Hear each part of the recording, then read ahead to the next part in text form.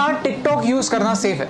कुछ ही दिनों पहले TikTok crossed 1 billion downloads world wide. इसका मतलब है कि 1/7 of the world population is using TikTok. इस ऐप पर किस टाइप का कंटेंट होता है, वो क्या सोशल मैसेज देता है, वो अच्छा है या नहीं, ये सब बात की बात है। Right now I want to share with you something very dangerous that I discovered about TikTok. You think that I am making sense? इस वीडियो को शेयर जरूर कीजिए, क्योंकि इस वीडियो से किसी ना किसी को हेल्प हो सकती है। आज एक्चुअली मैं बहुत एडवेंचरस फील कर रहा था, तो मैंने टिकटॉक डाउनलोड किया और मुझे एक काफी अजीब चीज रियलाइज हुई। यू सी, जब आप कोई वीडियो रिकॉर्ड करने की कोशिश करते हैं, तब टिकटॉक आपसे आपकी कैमरा की, ऑडियो रिकॉर्ड करने की और SD कार्ड एक्सेस करने की परमिशन मांगता है। ये सारे परमिशंस मांगना बहुत सारे ऐप्स में कॉमन होता है, लेकिन प्रॉब्लम उस चीज की है जिसकी परमिशन टिकटॉक आपसे मांगता नहीं है, लेकिन फिर भी डेटा आपसे चुराता है। That's your location. आप ये खुद चेक कर सकते हैं। सेटिंग्स में जाइए और ऐप परमिशंस में जाकर टिकटॉक को सर्च कीजिए। लोकेशन का कहीं पे मेंशन भी नहीं होगा। लैंग्वेज सिलेक्ट करते वक्त मैंने सिर्फ इंग्लिश सिलेक्ट किया था, फिर भी मेरे फीड में हिंदी वीडियोस है, मराठी वीडियोस भी है। टिकटॉक को कैसे पता चल रहा है कि आप कहां पे? जस्ट एज अ प्रिकॉशन मैंने लोकेशन भी ऑफ कर दिया था। लोकेशन ऑफ करने के बाद गूगल मैप्स भी ठीक से नहीं चल पाता, आरोग्य सेतु ऐप भी नहीं चलता। These important apps also can't work without you giving them the permission. मैं मुंबई में हूं, मुझे मराठी आता है, मुझे हिंदी आता है, ये टिकटॉक को कैसे पता चल रहा है? If you want to cheat your location, there is a very simple trick called a VPN, virtual private network. Okay, so मैं अभी एक VPN यूज कर रहा हूं और मेरा लोकेशन मैंने USA में सेट किया। On YouTube all the ads that I am getting over here are from the US। So मैंने YouTube को ट्रिक कर दिया। एज यू कैन सी मेरा हॉटस्टार नहीं चल रहा है, और मजे की बात यह है कि अगर मैं टिकटॉक पे जाता हूं तो I can see all the same videos. So how is TikTok doing it? I found the answer. TikTok is using the data from your SIM card. जो सारा इंफॉर्मेशन जा रहा है वो मेरे सिम कार्ड से जा रहा है। क्या आपको समझ रहा है कि ये कितना डेंजरस है, कितना सिनिस्टर है? सीधे सिम कार्ड से आपकी रीजनल इंफॉर्मेशन लेना, डोंट यू थिंक एक वीडियो शेयरिंग ऐप के लिए ओवरकिल है, अननेसेसरी है?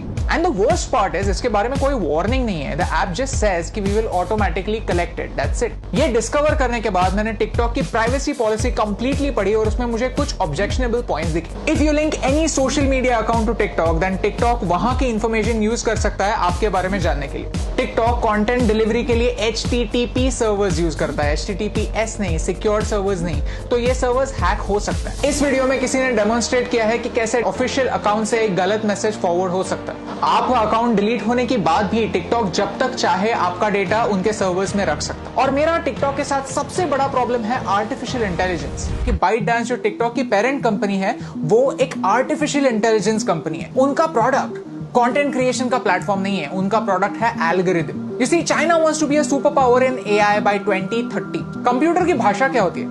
Zeros and ones, binary. और वही टिकटॉक आपको करने के लिए बोलता है। Whenever you are watching a video on TikTok, you are taking a survey. You are feeding information to the computer, telling them what you like, what you don't like, what you agree with, and what you don't agree with. And all of this information is going to China. आपको क्या लगता है? क्या ये सही हो रहा है? Tell me in the comments below. In social media, artificial intelligence changes the game completely.